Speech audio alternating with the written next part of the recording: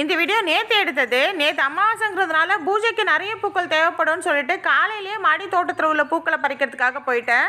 மாடி தோட்டத்துக்கு போனதுமே கடகடன்னு பூத்திருந்த பூக்கள் எல்லாத்தையுமே பறிக்க ஆரம்பிச்சிட்டேன். ரொம்ப நாள் கழிச்சு இந்த பால்சத்துலேயே ஒரு பூ பூத்திருந்தது. அதுக்கப்புறம் எப்பவும் போல் தினமும் பறிக்கிற மற்ற பூக்களும் பூத்திருந்தது.